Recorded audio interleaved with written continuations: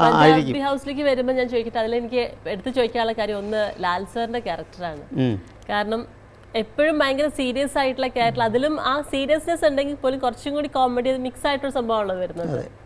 അപ്പൊ ആ ഒരു പിന്നെ ഒരു കംപ്ലീറ്റ് ഹൗസ്, അത് അതായത് പഞ്ചാബി ഹൗസ് എന്ന് പറയുന്നത് ആ ടോട്ടൽ വീട് സെറ്റ് ഇട്ടിട്ടാണ് ചെയ്തിരിക്കുന്നത്. കംപ്ലീറ്റ് ആൾക്കാർ ഒരു പഞ്ചാബ് തന്നെ ആ വീട്ടിനകത്ത് ക്രിയേറ്റ് ചെയ്തിട്ടുണ്ട്. എങ്ങനെയായിരുന്നു ആ സ്ക്രിപ്റ്റിലോട്ട് വരുന്നുള്ളത്? അത് 2-3 കാരണങ്ങളുണ്ട് അതിന്. ഒരു കാരണം എന്താണെന്ന് വെച്ചാൽ, ഞാൻ പണ്ടൊരിക്കൽ ഒരു മ്യൂസിക് പ്രോഗ്രാമായിട്ട് ഒറ്റപ്പാലത്തൊരു വീട്ടിൽ പോയിരുന്നു. ആ വീടിൻ്റെ ഒരു പ്രത്യേകത, വലിയ വീടാണ്, ഒരു വലിയ നമ്പൂരി തറവാടാണ്.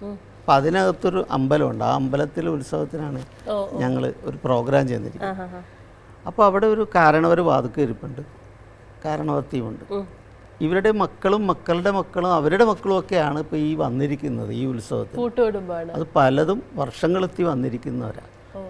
അപ്പോൾ ഈ കാരണവർക്ക് സത്യം പറഞ്ഞാൽ എല്ലാവരെയും തിരിച്ചറിയാൻ പാടില്ല.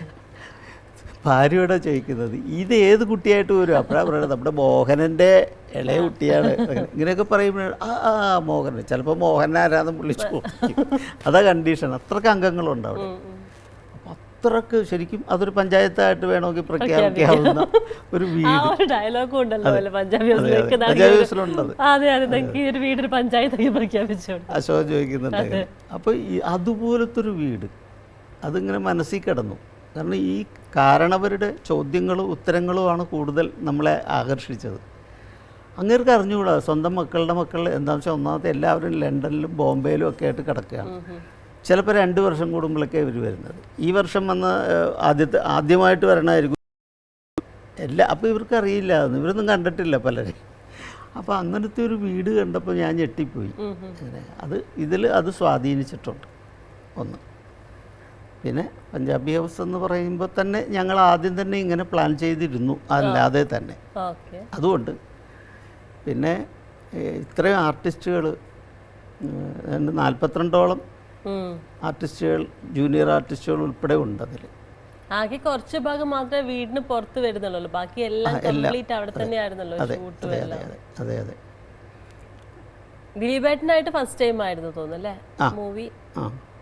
ആ ഒരു ഫിലിമാണ് ഫസ്റ്റ് ടൈം വർക്ക് ചെയ്യുന്നത്. എനിക്ക് അതിൽ ഒരുപാട് മൈന്യൂട്ട് ആയിട്ടുള്ള കുറെ കോംബോ, ഇപ്പൊ ദിലീപേട്ടനും അശോകേട്ടനും ആയിട്ടുള്ള കുറെ സീൻസ് ആണെങ്കിലും, അതിപ്പോ ഹനീഫ്ക ആ കണ്ണൂര് അത് ഹോസ്പിറ്റൽ സീക്വൻസ് ആണെങ്കിലും ആ ആക്ഷൻസും ഇതൊക്കെ ഈ പറഞ്ഞ പോലെ കംപ്ലീറ്റ് സ്ക്രിപ്റ്റഡ് ഇതിൽ തന്നെ വന്നതാണോ? അതോ കംപ്ലീറ്റ് സ്ക്രിപ്റ്റ് എന്ന് മാത്രമല്ല, ഇത്രയും തന്നെ പുറത്തിരിപ്പുണ്ട്, ഷൂട്ട് ചെയ്യാത്തത് ഇത്രയും തന്നെ ഇരിപ്പുണ്ട്.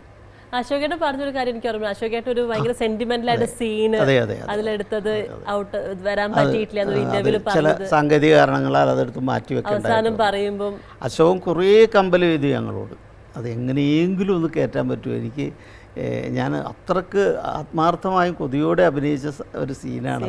അശോകൻ കരഞ്ഞു, ഒറിജിനലായി കരഞ്ഞു തന്നെയാണ് അത് അഭിനയിച്ചത്. അപ്പോൾ അത് വെക്കാൻ നിർത്തിയില്ലാണ്ടായിപ്പോയി. അത് വെച്ചാൽ അവിടെ കൊണ്ട് തീരും കുറച്ച് കാര്യങ്ങളൊക്കെ. പിന്നെ ആ ക്യാരക്ടറുടെ മോഡൊന്ന് മാറും. അപ്പോൾ അത് വേണ്ട. പിന്നെ ലെങ്ത്തും കുറച്ച് കൂടുതലായിരുന്നു. പഞ്ചാബി ഹൗസ് നല്ല ലെങ്ത്തായിരുന്നു.